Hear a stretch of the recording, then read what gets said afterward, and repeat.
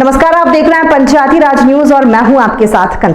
जांजगीर चांपा जिले के मुख्यालय जांजगीर के वार्ड नंबर 22 में रहने वाली यूट्यूब चैनल की एंकर इशिका शर्मा की हत्या के मामले में पुलिस ने जांच पड़ताल के साथ रोहित पांडु और राजेंद्र सूर्या को गिरफ्तार कर लिया है।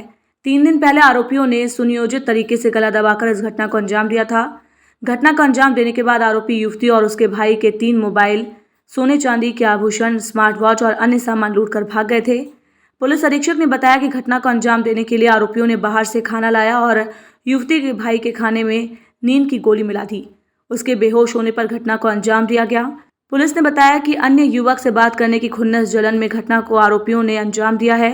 आरोपियों के खिलाफ 302 और 397 आईपीसी का मामला कायम करने के साथ यहां से पार किया गया सभी सामान बरामद किया गया है।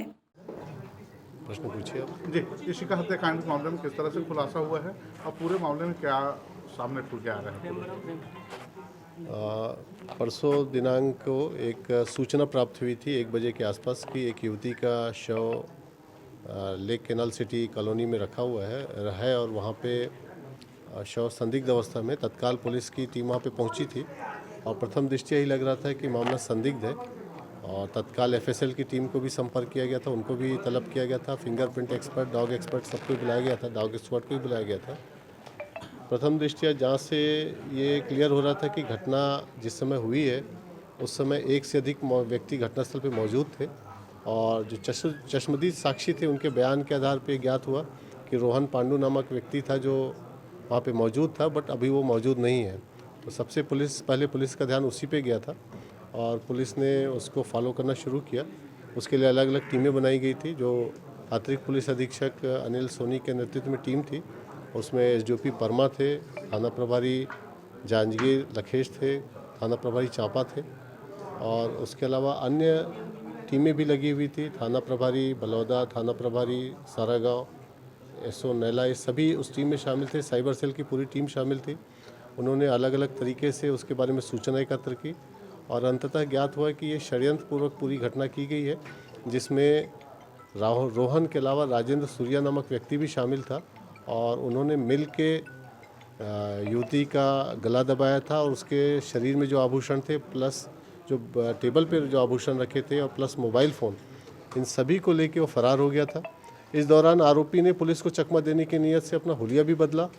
वो अपने बाल को छोटे बाल करवा लिया, साथ में कपड़े चेंज कर लिए और लगातार वो अपने दोस्तों के माध्यम से घटना की भी जानकारी ले रहा था कि घटना में पुलिस क्या कर रही है, क्या रिएक्शन आ रहा है, ये सारी चीज़ें देखता रहा।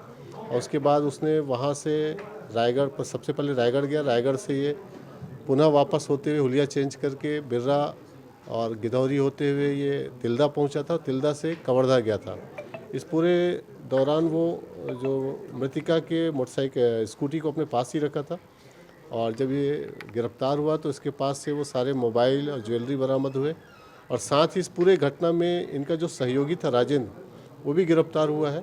और अभी तक जो पूछताछ में जो जाँच में क्लियर आया है, इन लोगों ने 4 दिन पहले ही ये तय कर लिया था कि लड़की को मारना है और इसी हिसाब से उन्होंने प्लानिंग करके इस घटना को अंजाम दिया है। घटना के विषय में जो ज्ञात हुआ है, जानकारी जो प्राप्त हुई है कि जो मृतिका थी, ये लड़का उससे आरोपी उससे शादी करना चाहता था। मृतिका, उसको शक था कि मृतिका का संबंध और परिचय कुछ और भी लड़कों से है और उसको लेकर वो हमेशा आपत्ति करता था और इसी बात को लेकर इनमें विवाद भी हुआ था और इसी आवेश में उसने घटनाक्रम को किया है।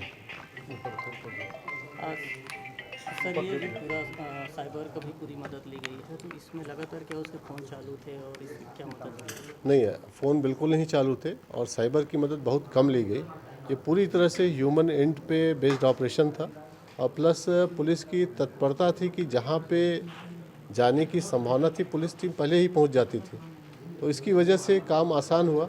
एक एंटीसिपेशन भी था और साथ में इंटेलिजेंस कलेक्शन भी था और प्लस जो आरोपी है और मृतिका है, इनके संबंध और इनके जो जानने पहचानने वाले हैं, इन पे पुलिस ने बहुत काम किया और उसकी वजह से ये आपको एफआईआर के 24 घंटे के अंदर ये सफलता मिल पाई। सर, ये जब घर में भाई भी था, भाई को पता नहीं चल पाया कि इस तरह की घटना हुई है, तो इसका कुछ कारण? इसमें जो आरोपी ने कुछ नशीला टैबलेट जो खाना इसने होटल से परचेस किया था उसमें मिला दिया था, और खाना खाने के पहले इन्होंने शराब का सेवन किया था, उसके बाद खाना खाया और उसके बाद फिर वो बेहोशी की अवस्था में उसको रूम में बंद कर दिया गया और उसके बाद ये सारी घटना कारित की गई।